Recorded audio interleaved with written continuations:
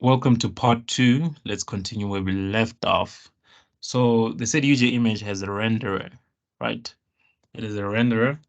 So since it has the renderer, I'm gonna need to create, it's a class on its own, right?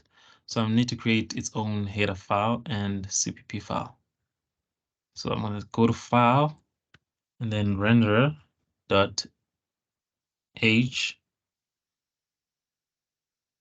and then all finish, and then I'm gonna create its equivalent CPP file.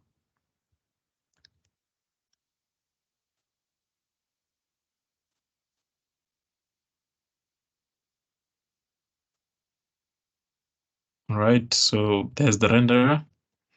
And they said it's a class, right? So I must go into the renderer.h, the header file, and then define the class, right? There it is. And then let's read what they said about the renderer.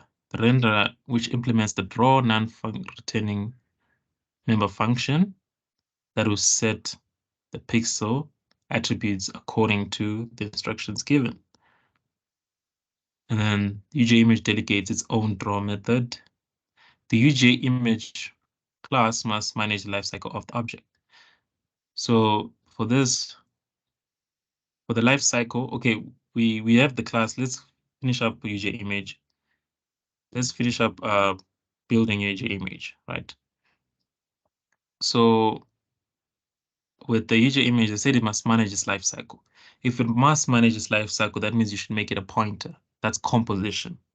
So you should make it a pointer.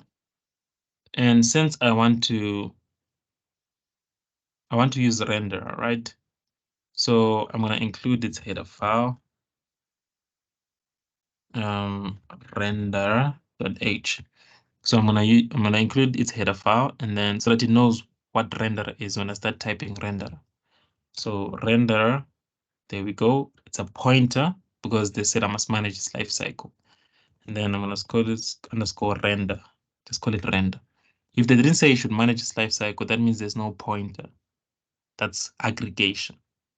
So there's no life cycle dependency there. But if they said it is a pointer, that basically means it's composition. That means renderer cannot exist without the existence of UJ image.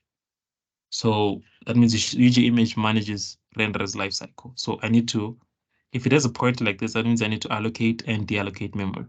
If there isn't, that means I don't deallocate and I don't allocate. So we have that.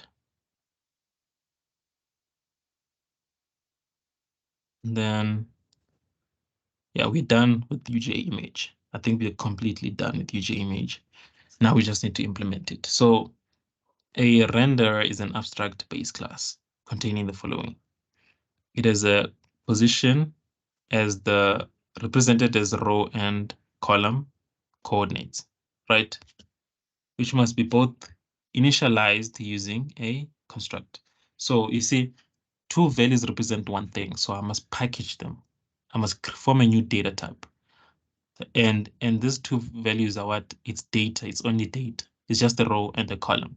So I just create a record structure called coordinates, but it's not plural, it's singular because a structure basically stores, you are creating a type that represents one thing, remember? So I'm gonna call it coordinate, right? And then it's gonna have a row. You don't have to say int row, you don't have to do that. You can if you, there's different ways to solve the problem. If you want to, you can do that. So they said render has the coordinates. So for now, the render, I'm gonna make the coordinate private. So underscore coordinate. And they said it should be initialized via the constructor. So I need to, that means the renderer needs to have a constructor that takes in a coordinate. And you see, it gives my application meaning. I have a renderer constructor or a builder that takes in the coordinate. And there's a coordinate, I call it underscore coordinate. So yeah, a non-value returning pure virtual function called draw. It's a non-value returning, and it's virtual. So virtual, non-returning means it's void. Non-returning means it doesn't return anything, which basically means it's void. So void draw.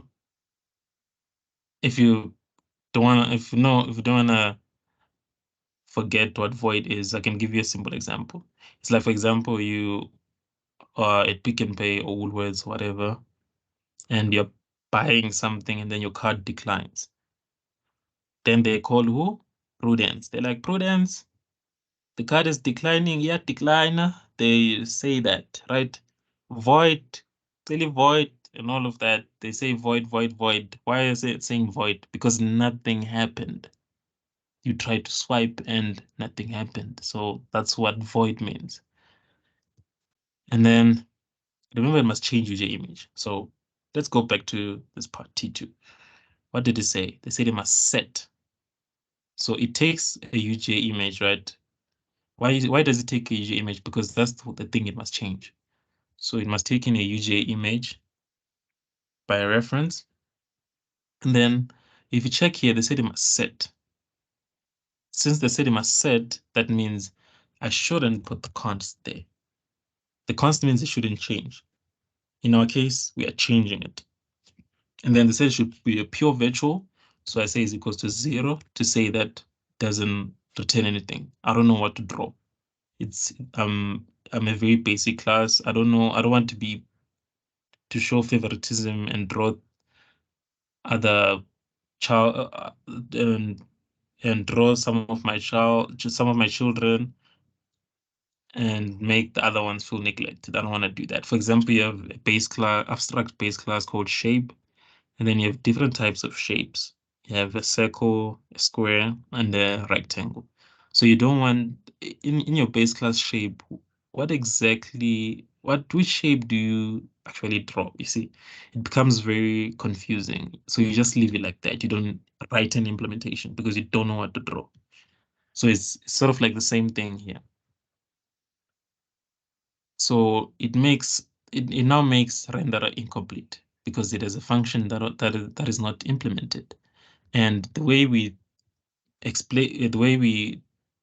name something that is incomplete, we call it abstract. It's a abstract class. Basically, there's a pure virtual function. And pure virtual function basically means an abstract function. And remember what abstract means in something that's incomplete. So an incomplete function. That's basically what we are doing here. So stochastic renderer. Oh yeah, if you check the stochastic renderer, it doesn't talk about coordinate, right? So that means this coordinate is only private. Should only be inside renderer. So just keep that in mind. And then I'm gonna have a stochastic renderer, right? So let's create a stochastic renderer. And before we continue, let's not forget this. Remember, it needs to know about UJ image. If I build this, it's gonna, well, why isn't it complaining? Oh, I haven't used it yet. I haven't used the UJ image yet, so that's why it's not complaining. So in order to avoid secular dependencies, we avoid a lot of things. So let me teach you two different ways of including a type inside of another header file or inside of another file. If you are just passing the type like this and you're not accessing any methods, you use a forward declaration. So class UJ image. So this forward declaration, it basically means that I promise that in the near future, there's going to be a type, and this type is going to have both data and functions, and it's going to be called UJ image, so that it doesn't moan and say, okay, what is UJ image? I don't know. I don't know what UJ image is. So you do a for declaration. For declaration is enough to satisfy it because you're not gonna need any, you're not gonna work with any extra, you're not gonna call methods here, right? Because it's a pure virtual function. So only thing I need is for declaration. Don't include header file here. If you include header file, it shows some level of misunderstanding. You're showing that you don't understand, and you're gonna have errors, a lot of errors because of secular dependencies. Because you're gonna keep adding things over and over and over. That's gonna be a problem. Why do we avoid the header file and just use the for declaration? Let me show you something. Remember, I included the header file, the renderer here. I included the header file renderer here because I was working with the renderer.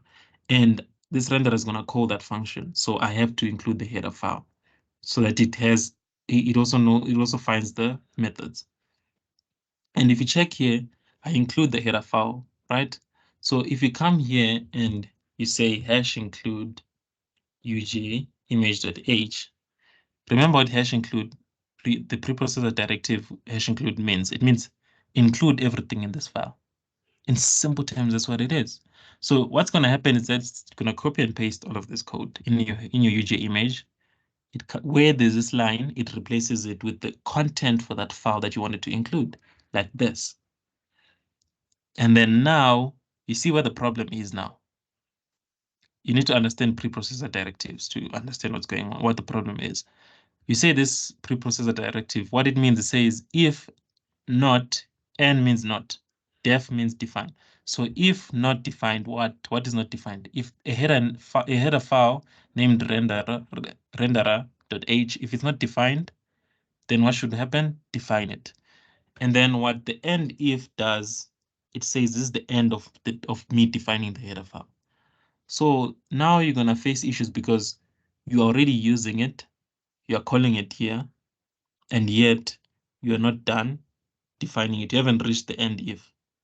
So now it starts moaning at you like, hey, what use of an incomplete type. Yeah, you see that error, use of an incomplete type, UJ image, or yeah, UJ image. Yeah, it's gonna say UJ image, blah blah blah. You're gonna have a lot of issues. So if you're not calling the methods for that class, and you're just passing it as a parameter like this, for declaration is enough. That's all it'll get the details later on. Doesn't need to know about UJ image now. And then we are good to go. Okay, before we continue, remember that there's nowhere where if you check the requirements of the assessment, we don't use coordinate anyway. So I'm also gonna create a default constructor because to be honest, there's nowhere where we're gonna use the parameterized construct because there's no question that forces you to work with the parameterized construct or to work with coordinates inside renderer. Yeah. So I'm gonna also create a virtual destructor, an abstract destructor, basically. Remember what virtual means. It means abstract or means incomplete. So remember that this life cycle is, I'm not gonna allocate memory and deallocate memory myself. Someone else is gonna do it for me because I depend on that someone to exist. So they are the air that I breathe. They determine when I live and when I die. Yeah, you can imagine it like that. So that it's literally like that. So allocating is bringing you into existence, right? You're creating the object. Deallocating you, it's destroying you, removing the object from existence. So it's literally like that. So they control the air that you breathe. That's what that means. Yeah, it's not a good thing, but yeah. So I'm gonna say hash include renderer.h. And just notice something that people don't pay attention to. Remember, look at how I'm including here. I'm using double quotes. I'm including it like this. And then if you check in some of the header files, you might be confused. Why is he using less than sign and greater than sign? And then sometimes it's using double quotes. The difference is that this less than and greater than sign, it means that look for it in the standard library. So basically look for it in the library. For example, you go to a library, you find books, right? So there's a library for things in C++, right? That's why we're able to work with integers and constant, structs and class, because there's a library contained with these tools. So what this means, it means start looking for it, for this file named iostream inside the standard library or inside the library with C++ reinstalled things, or where the author wrote the things that I can use from C++. Even here, it means start there. And then if you happen to not find it, then you can now look at my project and look for it in these folders and see if you can find it. That's what it means. This less than and greater than sign, it means start looking for it in the standard library or start looking for it inside C++. If you can't find it, look for it inside of my project. And then this one, it's vice versa. It means start looking for it inside of my project. If you don't find it, then look for it inside the C++ standard or the C++ standard library, where the C++ standard tools or the pre-installed tools come with C++. That's what that's what it means. And obviously I have to use double quotes because I'm the one who made this. It's not part of C++. So to make things faster, I wanted to start looking for it inside of my file because that's exactly where it's contained, inside of my folder, project folder. So that's why we do two different types of includes, one with greater than sign and less than sign, and the other one with the double quotes. And then I'm going to have a renderer. And then basically remember that the toolbox and the tools and whatnot. So I need to specify which thing I'm defining for and where is it contained. It's contained inside a class called renderer, and it's a what? It's a default constructor. And then I'm gonna have renderer like this. And then remember the draw function. It's pure virtual, so I don't implement it. This one is just virtual. Notice the difference. It's just virtual. It's still abstract, but it comes with some default code that comes from the base class, right? So this is what you see that for the distractor, right? It's going to be called virtually, or it's going to be called whenever you have an instance of this class. So it's going to run automatically, basically, because remember, renderer doesn't manage its own life cycle. It's managed by UJ image. So UJ image manages its life cycle. So don't have to worry about that. And then I'm going to take in a coordinate, give it a name here. I'm giving it a name here because I want to access that parameter that I'm taking in. And then I'm going to say underscore coordinate is equals to that coordinate that I'm taking in from the user. And then I'm just going to do constructor chaining and then chain it and then give this one a default value of 0, 0. So in order of, I can create a constant if I want to. So I'm going to create a constant, static const expression, and then it's going to be a coordinate, and then I'm going to call it default coordinate or ordinate. Then I use the curly braces to initialize because I have more than one element inside the structure. So I have two elements to be exact, X and Y, or row and column. So I'm going to say 0, 0 like this. And then this is the constant's name. So I'm going to copy it. And then I go here and then I call my renderer constructor. I chain it to my renderer constructor. What this chaining does, right? Let me show you behind it does. It says copy and paste everything that's inside that constructor that I'm chaining to. And in this scenario, there's only one line. So it's going to copy and paste that.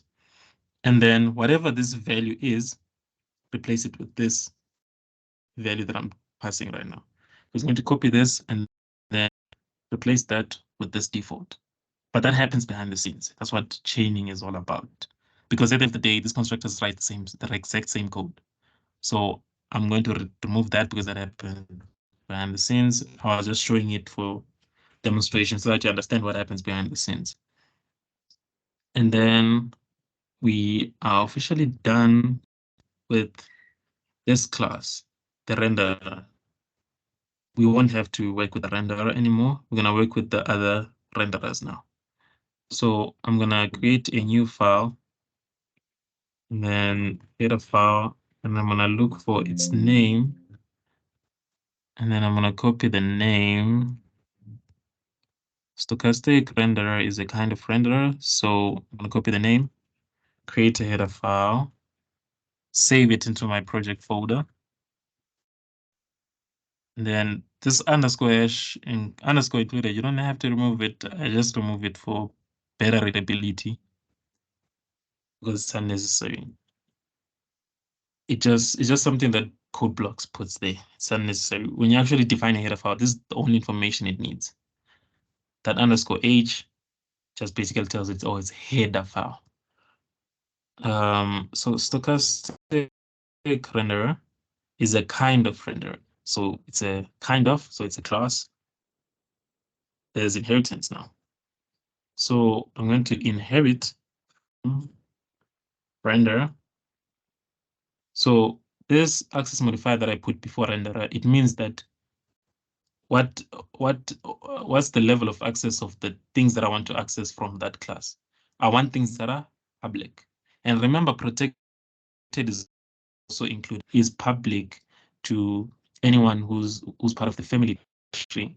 And stochastic renderer happens to be part of the family tree. So anything that's protected inside of renderer will be public, stochastic. And the public things will also be public because I said I want public things. So yeah, that's what that means. And then obviously it's gonna need to know renderer. But before we do that, let's add the functionalities that it needs. So there's a chance, which is an integer in the range 0 to 100. So I'm gonna have this access modifiers, and then I'm gonna store int underscore chance, which is a value between 0 and 100, right?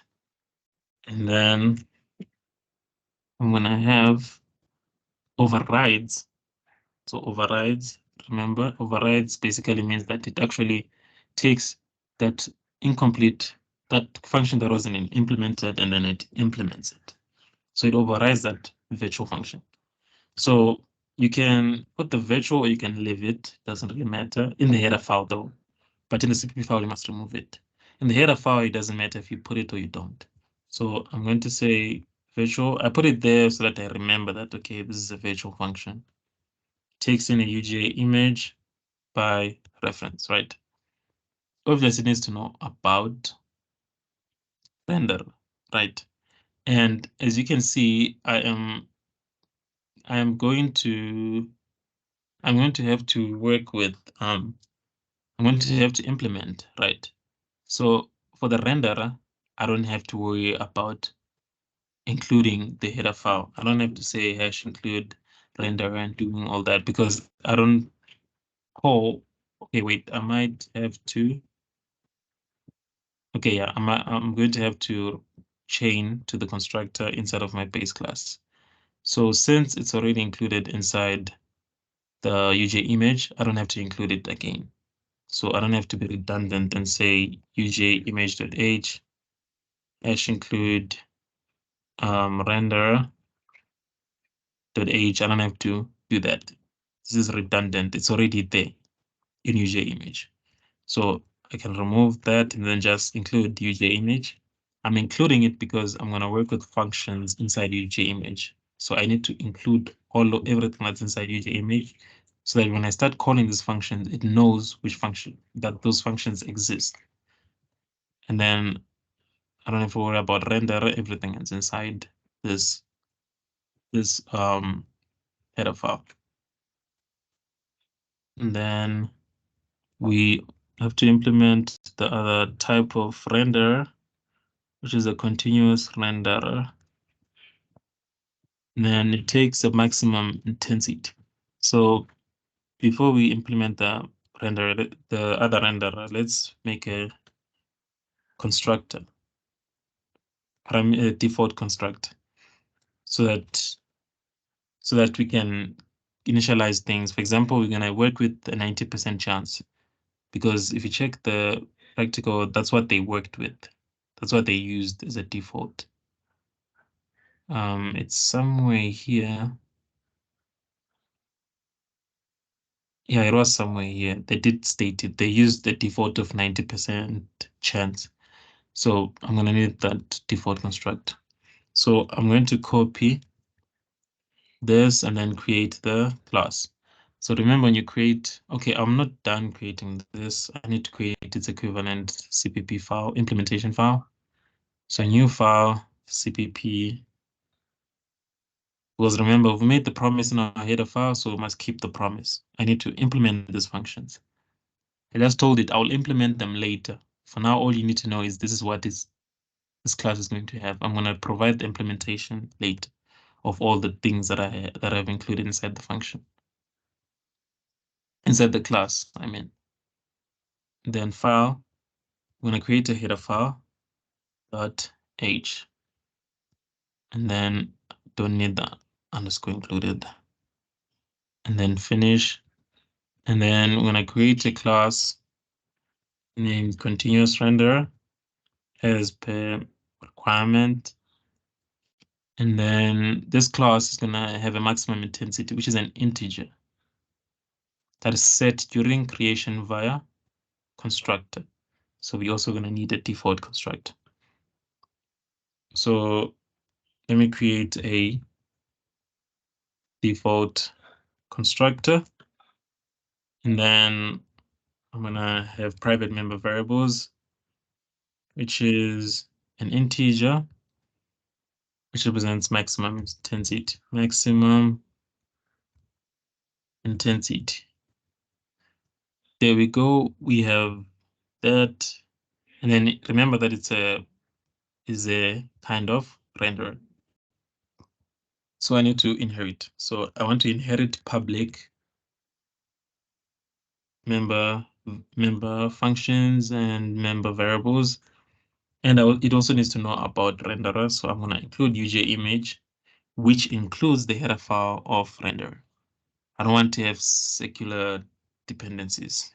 You don't want that. Your program is gonna crash. And since I'm inheriting from renderer, I must override that function. Remember what pure virtual means. Pure virtual means that you have no choice but to override. You must provide implementation. If you don't provide it and you also have a child class, that means you can also leave it as pure virtual, but then your child or my grandchild is going to have to implement it. Someone along that family tree must have to implement it. It's like a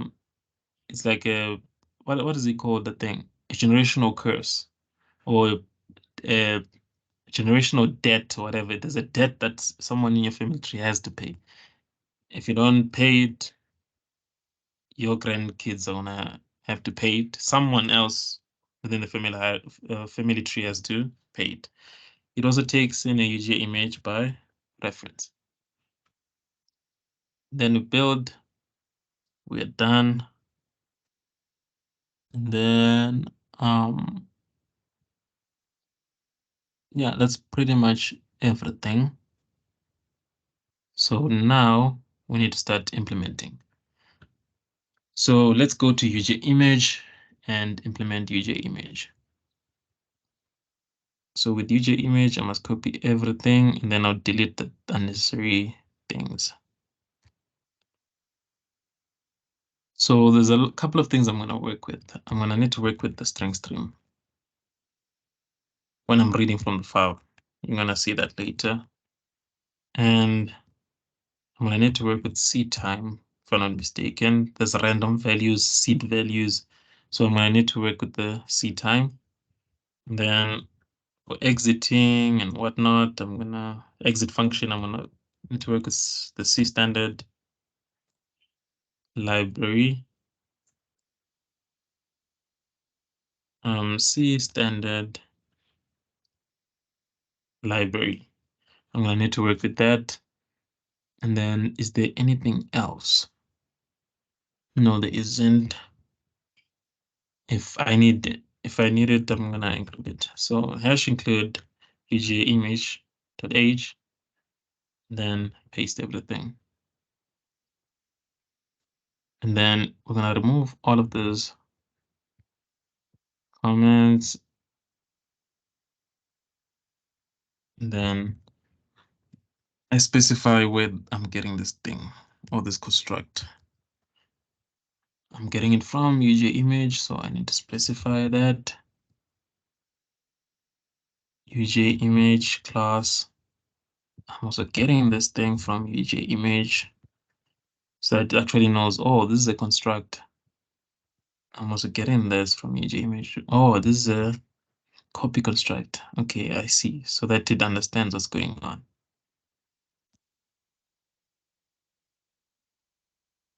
Then I'm gonna have this is read only, just accessors. You only have accessing privileges, no writing privileges. So you only have reading privileges, basically. You can only read the information, but you cannot change it.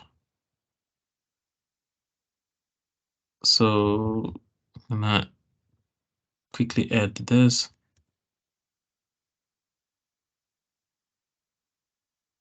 Okay, operators, operator overloading. Then, oh, remember I need to, yeah, I forgot to fix something here. The stream insertion operator, it shouldn't be part of the class. It's part of the C standard, it's part of the standard library. So you need to actually use the keyword friend and just say, okay, I'm borrowing this friend, I'm gonna modify this friend's ability or whatever, the ability, this operator that my friend has, I'm gonna overload it and then update it to work with my specific class. So since it's a friend function, that means it's not part of the class. It's not mine. It's from a friend. I don't do this. Because what this means, it means that it's part of UJ image. It's not. So I just leave it like that. You don't put anything there. Then this, the operator plus plus is part of the class, so I need to do that. This, this, this, this, and yeah, all the other things are part of the class.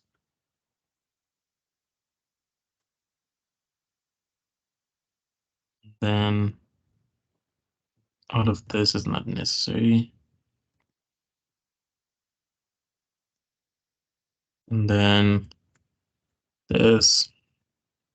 Okay, so I'm also going to create helper functions because there's a lot of code that I'm going to repeat.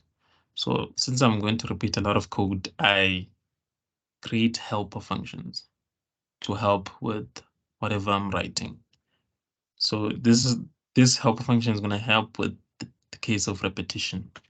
I don't want to repeat, so I'm gonna use it for that. And I should also have an enforce range, check my range, takes in 3 integers, and then shouldn't change anything. It should just check the range. So I put a const at the end. And then void constructor. This is the function that's going to help my constructors. So remember, I'm gonna use the constructor that takes in everything, which is the dead constructor. I pass all of the parameters. And then in cases whereby I don't have this parameter, just use the default pixel. And then I'm gonna have void structure because I'm gonna have I'm gonna deallocate more than once. And then I'm gonna have void copy constructor, and I'm gonna copy data more than once. So const UJ image, take it by reference. Let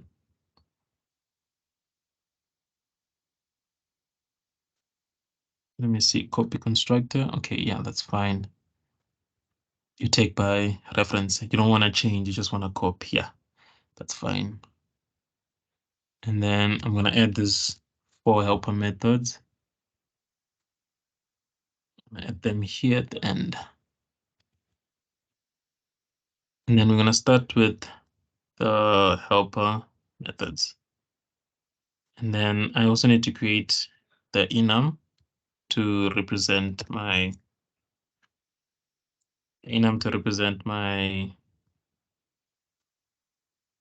my status codes to give the integers meaning, because there's an exit function that exits the program with the specific integer value. So I'm going to create constants to give my data meaning or my integers meaning. So instead of creating them one by one, so instead of saying const int, blah, blah, blah, const int, I'm also going to group it. There's a way to group the same way we've been using extract to group things that are related to one information. For example, pixel, we grouped them. This is information that represents a UJ pixel. So we're also going to group constants that represent one thing. What is it? It's the status. So it's the status of the program. Is there an error? So I'm going to have an error in the range. And then I'm going to have an error in file, in opening the file, in file open. And then I'm going to have success. Just remember that the integer value 0 represents success. And then here I'm going to, okay. So this is basically what's going to happen. It's going to replace here. And then remember, if I go over it, at this case, success is equals to 2. So we need to fix that. So remember, enums start counting from 0. So this is going to be 0, and then it adds 1 to the current value to get the next value. So if this is 0, it's going to add 1 to 0. So this will become 1.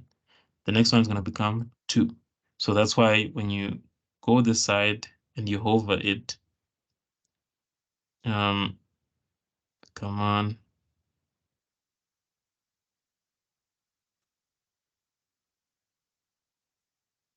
Okay, let me do this. Okay, but yeah, you saw the value was 2. So in order for it to, this value should be 0. So basically that means I must count from 0 to the negative infinity. So this will be -1, and then this will be -2. So basically I'm going to make it start at -2, and then on each turn it increments by 1. And then that's it. I'm done with my constants. So we have our constants. Let's create our enforce range.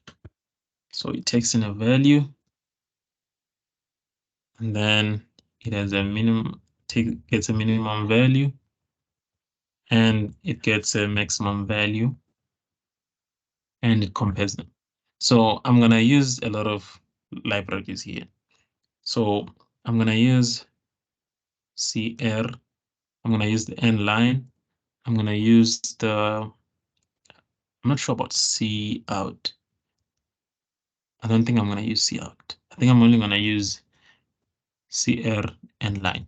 So I need to state that in my code. So instead of saying using namespace standard, remember what I said, I don't want to use the whole toolbox or the whole pencil case. I'm just going to say, go to my standard namespace, take what? CR. I only want to use that one, and take the end of line. Then that's it. Those are the only ones that I want to use. So that's why I wrote it like that. Now let's enforce the range. So to enforce the range, I'm going to do an if statement. If the value that I'm checking happens to be less than the minimum value that I expect, then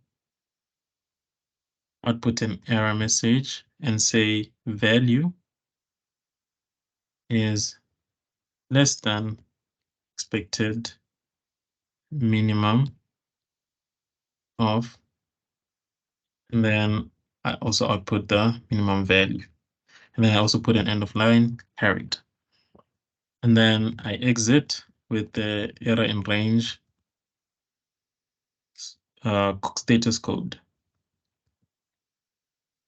And then I do this very same thing, but now I'm checking for the maximum. If it happens to exceed our expected maximum, I'm just going to change minimum to maximum, and then min value to max value.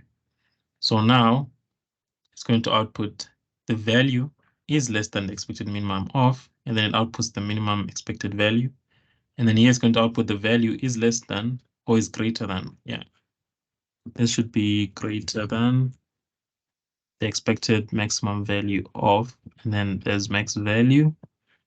And then it exits with a status code of -2. This is going to be -2.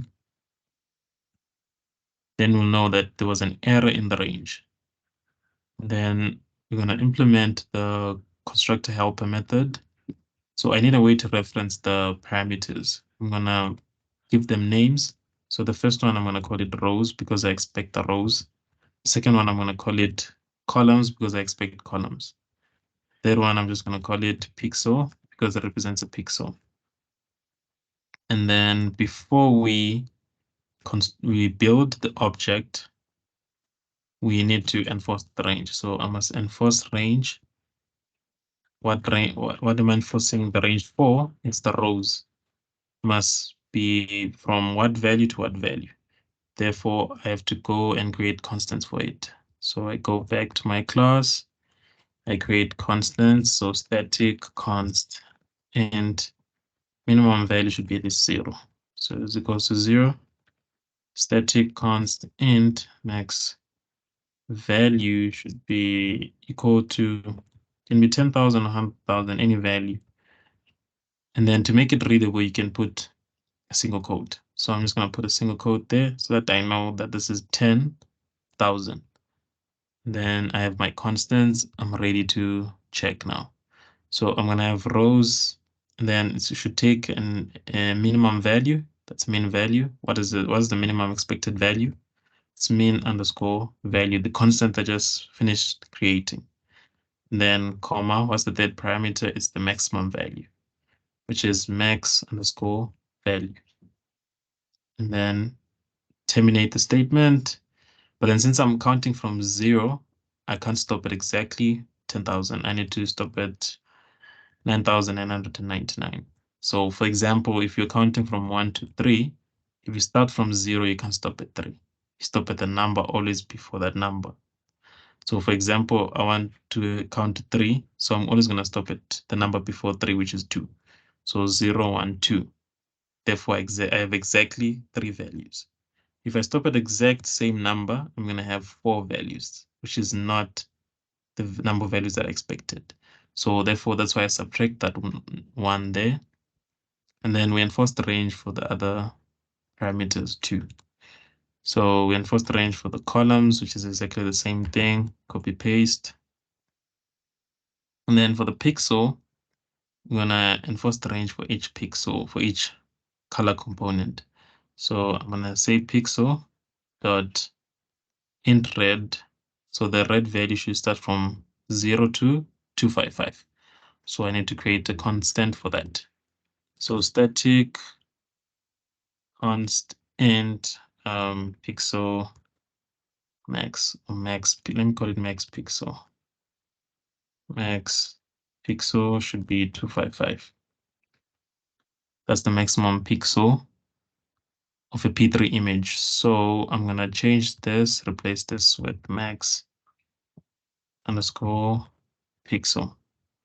And then I just copy and paste this to enforce the other color components. And then this is gonna be int green, comma, then there's gonna be int blue. And then I've enforced the range. I've made sure that the values that I'm taking in, they're within the right range. If they're not, the enforced range is going to output an error message and say it's less than the expected minimum if it happens to be less than that minimum. And it's going to say it's greater than the expected maximum if it happens to be greater than the expected maximum. After ensuring that the values are in the right range, now I can store the values. I can just say underscore rows is equals to rows, underscore columns is equals to columns. And then now we need to allocate our two-dimensional array of pixels to this default. Every pixel must be initialized to this default pixel value. So now I'm going to say underscore pixels is equals to a new pixel. So now I'm allocating all the, okay, it's a UJ pixel, not pixel. So now I'm allocating memory for each dimension, or basically each pointer. To allocate the memory, you replace each pointer with square brackets. And then within the square brackets, specify the size of that dimension, how big the dimension is. So I'm going to start with the outermost pointer because that's the closest one, basically, because you can't start from this side. You will start from that side. So I'm going to start with this one, replace it with square brackets, specify the size. So I'm gonna start with the rows. You can start with columns, but make sure you maintain that structure of outputting and allocate and allocation. Even when you deallocate, you must also go through the columns first if you allocated the columns first. And then after allocating for that first dimension, I go through the dimension. I go through every single index and then underscore rows at plus plus. And then now I allocate a whole array or a whole vector at each index so that I can mimic a two-dimensional array. So it's like at index 1, I'm going to have a collection of values. For example, this. I'm going to have values. And then index 2, I'm also going to have some values. And then at index 3, I'm also going to have values. And you see, it starts forming what we were looking for, a matrix, a two-dimensional array. So we're going to do that now. Let me just remove this. So at every single index, let's do that now. So this is my array, right?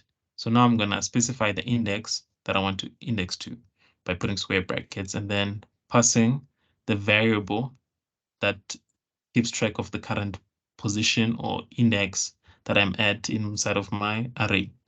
So it's going to be R, and then I say is equals to a new UJ pixel. Now I've allocated, when you allocate for a pointer, you need to remove it because you've already allocated for it.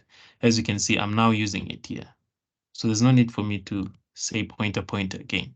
I'm only left with one dimension. So now I replace that pointer with square brackets and then I put in its size. It's going to be of size columns. So now I've allocated for both dimensions. Then I go through, now I go through this dimension that I've allocated for. So it's going to be int c equals to c less than the column c plus plus. And then I'm going to allocate that specific coordinate, just like with the Cartesian plane. With the Cartesian plane, to index a value, you say x, y, right? So the same thing is going to happen when you have to index to this two-dimensional array or this matrix. So, but then in our example, now it's going to be RC. R representing a row, C representing a column. That's how we're going to represent each pixel. So that's what I'm going to do now. I'm going to index into my sort of like a Cartesian plane. So RC, this basically means like XY. Then I say set that coordinate to be equal to a pixel. What's the default pixel? It's the pixel that I'm getting from the user. I called it pixel. Just gonna say is equals to pixel. There we go. And then I'm done allocating and setting a default pixel at each RC coordinate. So, and if you notice, I use curly braces for the outermost loop because I had more than one line of code or one statement. So this is the first line, this is the second line, there's even a third line. So I have to use curly braces. But if you only have one line, you don't include the curly braces. This also applies for Kotlin and Java and other languages. So just remember that rule.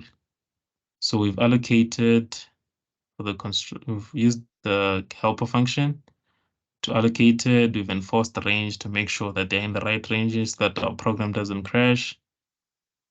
And then we also need to manage the life cycle.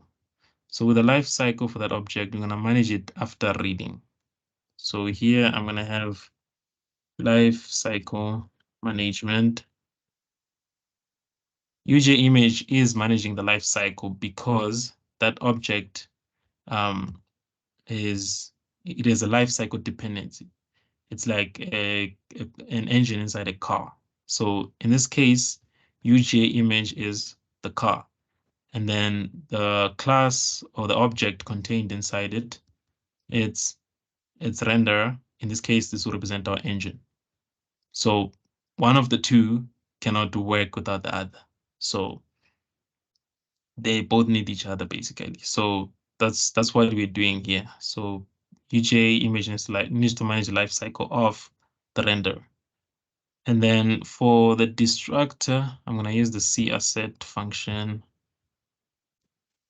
The CAsset function is basically it just says make sure some condition is met.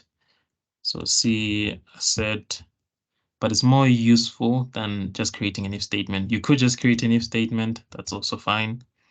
But it also outputs an error message that's it's way more better than just an if statement. So I'm just going to say assert. And this asset is also available in every other language. So knowing it now is going to be very useful. So assert what? You see, it expects an expression or a condition, a Boolean. This is what we call a Boolean expression. It expects some Boolean expression here. And the Boolean expression can work with operators like less than, equals to, greater than or equals to, not equals to. All of these operators, they return a Boolean value of true or false.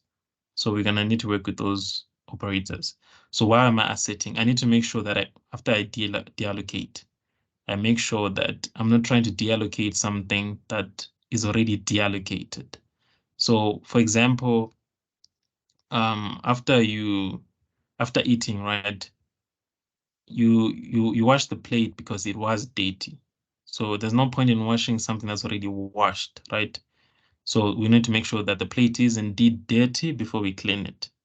You can't just clean something that's already clean. So I'm gonna say if underscore, make sure underscore pixels is not equals to now point. It's not pointing to nothing, or it's empty. Just make sure it's not empty. Since there's no keyword for something, I'm gonna have to use my big brain to sort of like mimic it. So if you negate nothing, you get something. So not nothing equals something. So I need to do that. So if it's not equals to null pointer, it means that it's pointing to something, right?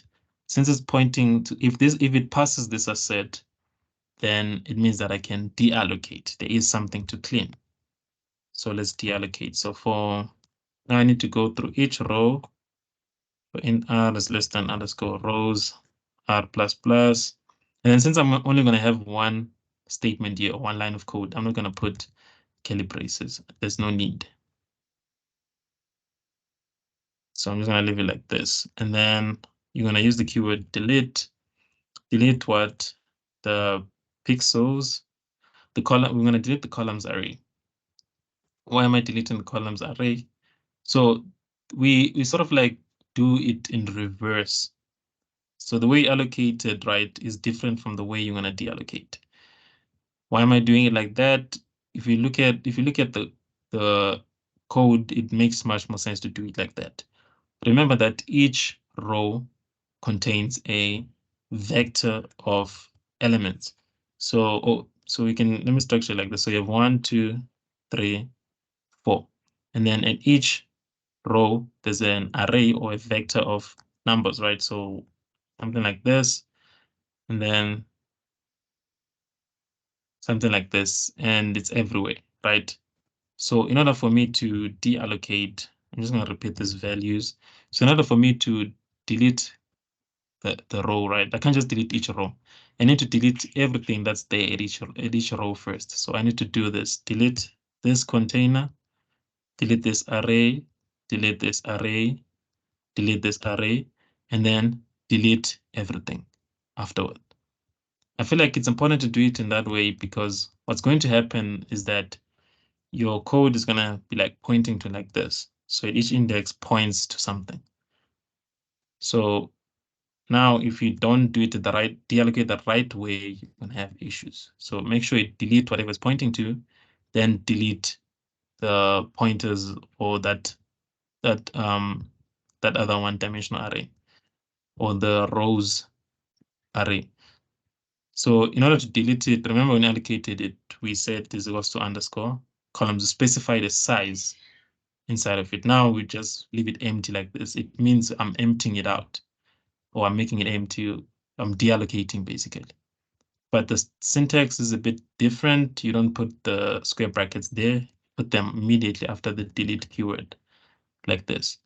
And then you delete the rows now, because remember now we're left with the rows array or the rows dimension. So we need to delete that dimension too. So delete underscore pixels and then that, right?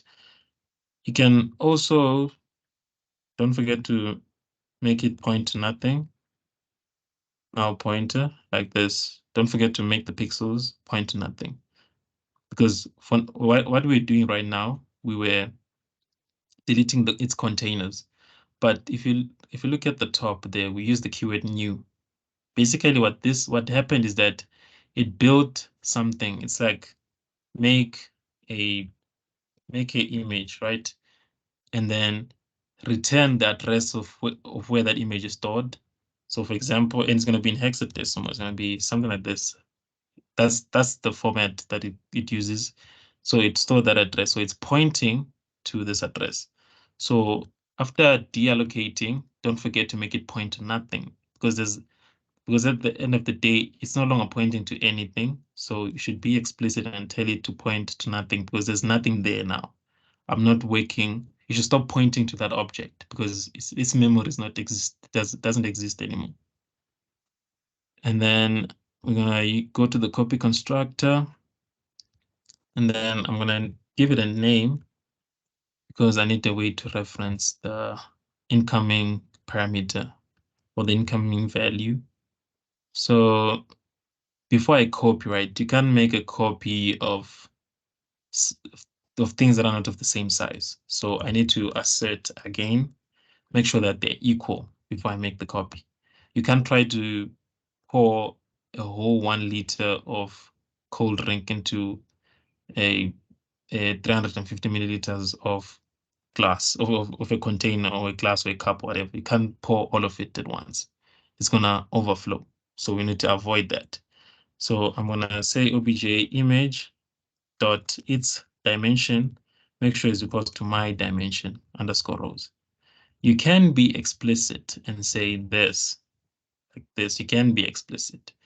There's no need to do that. You can just, because now if I write it like this, it becomes a bit more demanding for a normal person to read or other developers to read. So just leave it as underscore rows, keep things simple. And it's a 2-dimension. So there's basically you have a vector, and then at each index in that vector, there's another vector. So we need to make sure that both sizes for each dimension are equal. So assert, make sure, basically assert means make sure what this condition is true. If that condition happens to be false, then it's going to output an error message. So now we can make a copy. How do you make a copy? Just basically go through all the individual pixels and then copy them one by one. So underscore rows R plus plus, and then for int C is equals to 0, C is less than underscore, cos C plus plus. And then I'm only gonna have one line, so I'm not gonna put the curly braces. And then I'm gonna say my pixels array. Remember, I'm copying from this guy. I'm making a copy of this object. So I'm gonna say my pixel, this is equal to obj image, this guy's pixel, dot underscore pixels. And that specific RC coordinate. And then I'm done copying. Everything should run perfectly because I have guard conditions here to make sure that it won't continue if these conditions are not met. So we are done creating the helper functions. Now, instead of having to implement all these things, I just call the helper functions.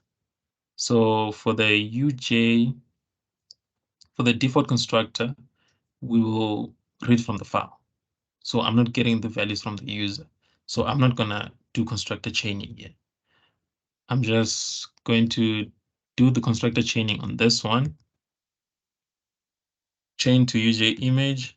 And this one only takes in the two details, rows and columns. So I'm just going to provide those. And then since I'm not taking in a pixel, I'm going to just use the default pixel, default underscore pixel.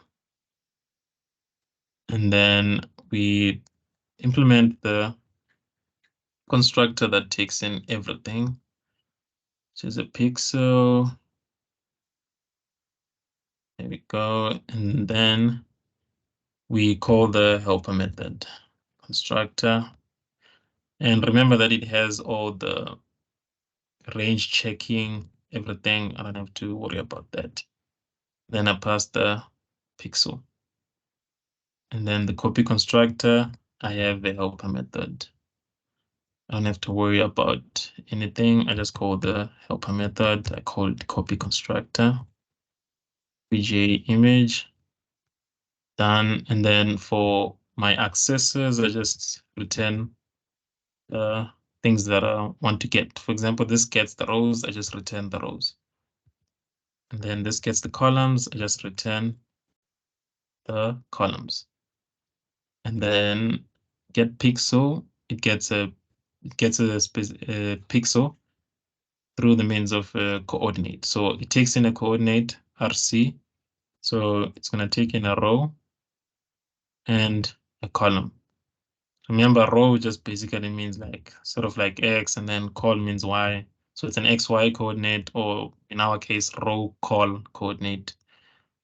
And before we index into the array, into our matrix, we need to make sure that that position exists. So I need to enforce the range, check the row. It needs to be at least the minimum value of 0 and a maximum value of underscore rows, because at that point in time, I would have a size. So I'm going to use that rows -1. Remember what it said, if you count from 0, you always stop at the value before. Also enforce the range for the column. So we have the column, we check both row and column. If it passes these two tests, then the row and the column does exist. Therefore, that coordinate does exist on our matrix or our Cartesian plane. And then you're gonna return the pixel underscore pixels, a specific row call coordinate. And then set pixel also does the same thing. You can't set a pixel that doesn't exist. So you need to enforce the range. Copy, paste. And then it's going to take in a row and a column and a pixel. And you're also going to set it to a pixel that does not exist. Remember, it's a P3 image. It means that the colors range is from 0 to 255. unlike the P2 image where the colors range from 0 to 15. So we need to make sure it's within that range. So I'm going to enforce the range and then add one more line. And then let's enforce the range. So pixel dot the red color should be between 0 and 255. I have a max pixel constant for it. And then I'm just going to copy this and paste it there because they should all be from 0 to 255. And then just copy this. Then we check the values int green, the green color. And then the blue color also needs to be within that range. And then I should set the pixel, right? So I'm changing the pixel, that specific row call coordinate. So at the specific row column coordinate, change it to that pixel that I'm taking in. So I've updated the pixel. So this updates the pixel. And then now we need to do our operator overloading so that our new data type or the object that we're going to create should be able to work with these operators. So remember that I want to say, for example, UJ image, obj1, UJ image, obj2, and I want to say obj1 is equals to obj2, right? But there's one thing that we want to avoid. So for example, let's say I have int A and int B, and they're of the same value, like this, 9 and 9, right? So I need to check if they're of the same value first. If they are of the same value, there's no need for me to do the copy at all. There's no, the assignment, there's no need for me to take the value of the other variable and store it and make it mine because I already have the same thing. So that's what we're going to do. And in order to make things fast, we're going to check in terms of the memory location, in terms of addresses. So if this address if my current address is not equals to the address of the thing that I want to copy from, which is that incoming object, obj image, then I can make the copy. And then if this fails, remember an if statement only executes if the condition is true. But I need to remember this operator, it returns an address. So it's like at this, which is my location. This is like my location, right? At some 55 something road, whatever, that's my address. I want to check if my address, it shouldn't match with the address of, so I need to use the address of operator so that it gets the address of this object in memory. And then if they don't match, then now I can do the transfer, right? So first things I need to do is I need to remove or delete whatever was already there, right? So I call the destructor and I already have a helper method. I don't have to implement it. And then after deleting whatever was already there, the memory, that size, I build it again.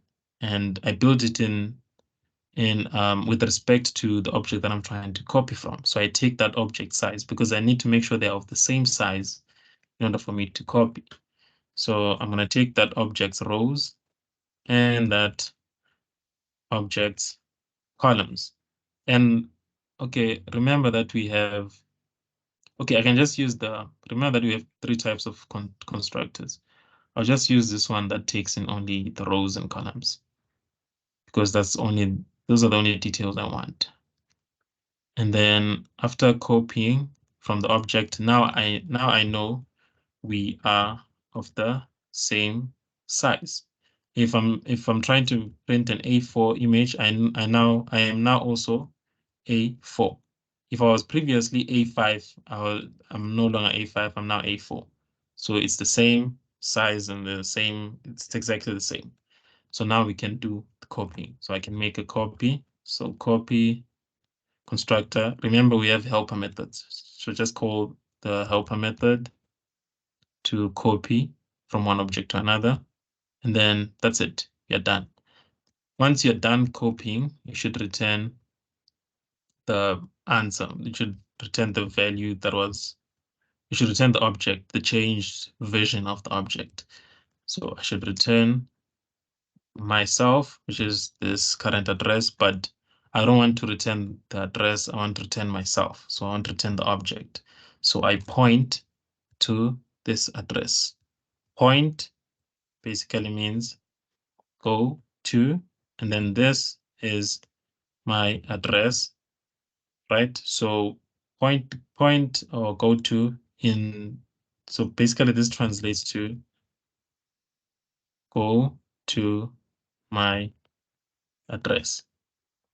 So when you go to that address, obviously expect to find that thing you're looking for, right? So that's why we returning it like this, because I'm looking for the object, not its address. So therefore I returned the object. Now we are good to go. And this makes sense if you think about it. For example, if you say int A, then int B, and then you say A is equals to B, right? So the question is, what is the value that's returned here? It's the value of B. But I return, that value that I return is gonna be put inside A. So basically it's like returning A. It's something like that here. Because when you output A, you're outputting the returned change version of A, or myself in this case. So this represents your left-hand side, which is the left operand. And then that object that you're taking in obj image would represent your right operand. And then this is the assignment. That's what we're trying to do. We're trying to copy from one object to another. And then now we need to insert the object into the output string. Okay, so obj, okay, this is going to be the left-hand side or the left operand. Then this is going to be my right-hand side. Remember that all operators work in this instance. So for example, if you say 1 plus 1, this is the left-hand side plus the right-hand side, right? There's always going to be an operator in between. You're always going to have a left-hand side and a right-hand side. So it's the same thing here. When you say, remember when you say cout A, there's something on the left-hand side, there's something on the right-hand side, there's an operator in between. So I'm using these keywords to make it easier for me to remember which one is which one is on which side. This is an O stream, so it's an output, or it's for outputting, so I'm going to prefix it with O. And then this is an object, so I'm going to prefix it with obj, and then right-hand side. You don't want to, and don't try to write it in full like left, and you see it becomes very long. It's untidy. Just write LHS to keep it simple. So in order for me to output or to add the thing inside the O stream class, or the output stream, or the standard output stream, I need to go through all the row and column, because remember it's a two-dimensional array.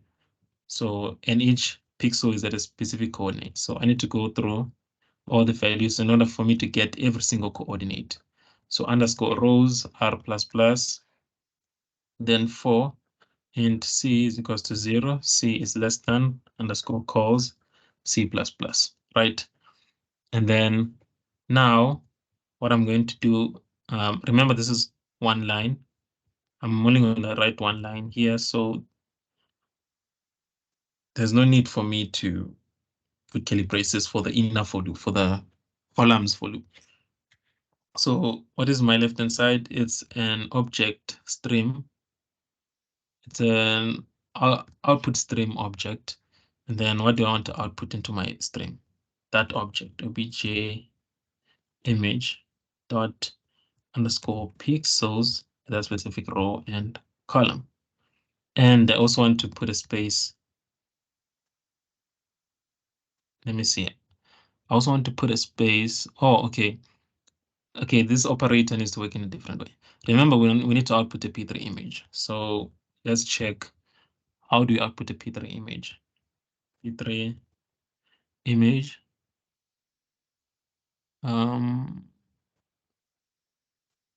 P3 image. Wikipedia.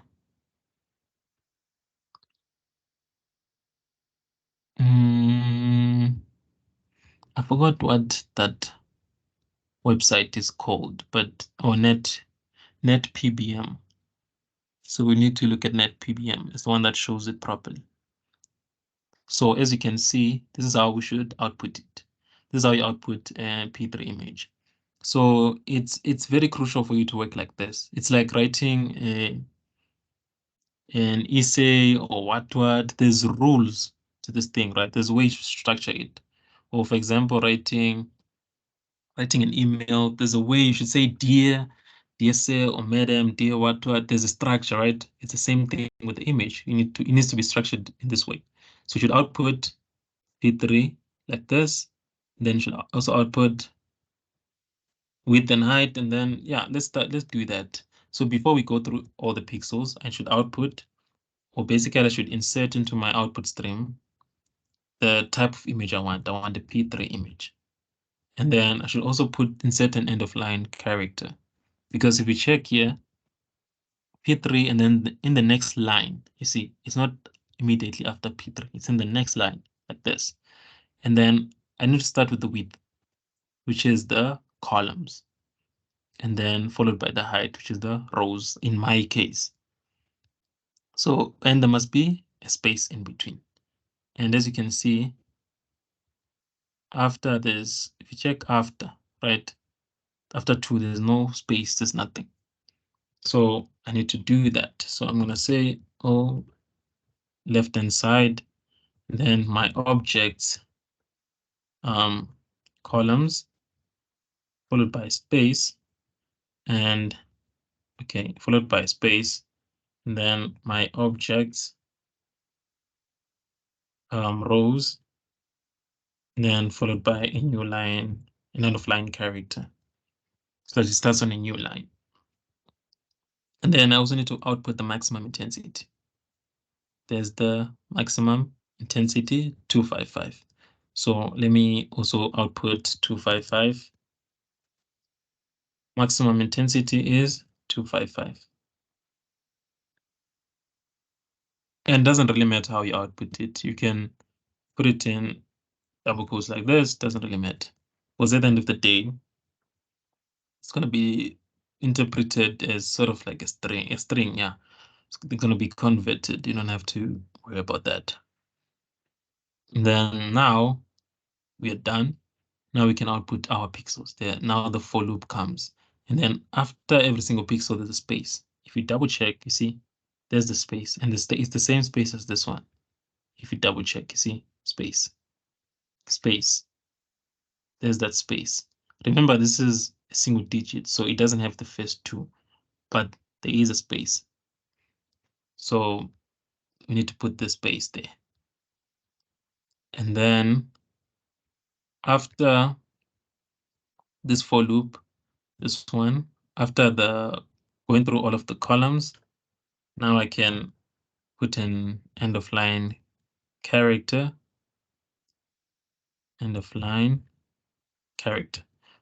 because that's how it should be structured. If you check this thing, you see this is the first 3 columns. Then once I've reached the last column, I start on a new line. So you can see, then I start on a new line. But wait, no, I think I didn't do it properly. Yeah, I didn't structure it properly. Actually, the pixels that output are displayed like this, you see, red, and then on a new line this, and then on a new line this, and then you put a space. So yeah, I need to actually follow that structure. So, oh, I'm actually not outputting the pixels. I'm not outputting the red, green, and whatnot. So I need to fix that. So the way we're doing it is int red, right? Then end of line character. And then I just combine it one thing, obj image dot underscore pixels, row column dot int green, then start on a new line, then obj image dot underscore pixels rc dot int blue, start on a new line, and then once I'm done, okay, so now you see I need to improve my code. Now I have more than one line. I need to add the curly braces like this, so that it knows that, okay, all of this is part of that for loop or that while loop or that if statement. So we have all the colors, but then there's something that's important. Before we output, if we start on a new line, we need to add a space. If you check, before I go to, if I output the next pixel, I put a space, right? Before I go to the next pixel, I output a space. So at each, it's actually at each, you see, it's at each pixel, I must put a space.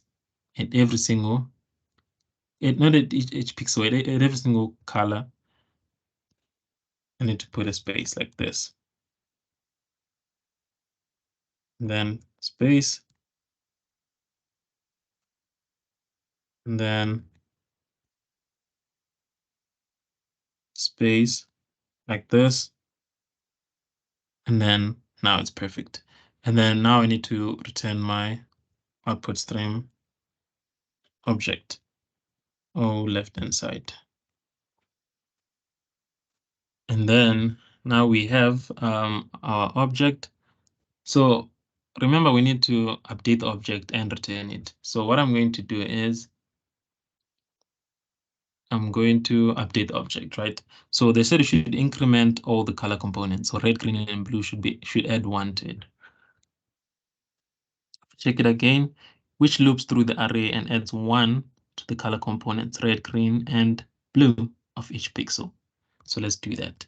So for int r is equals to 0, r is less than underscore rows. I'm starting with the rows for loop because I allocated the rows first. The first dimension is the size of rows. C is equals to, and C is less than underscore columns, C++, and then must increment all the values, right?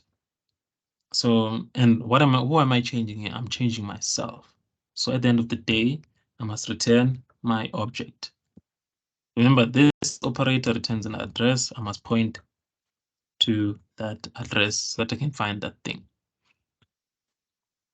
Okay, so that I can find the value that I'm looking for. That's stored at that address.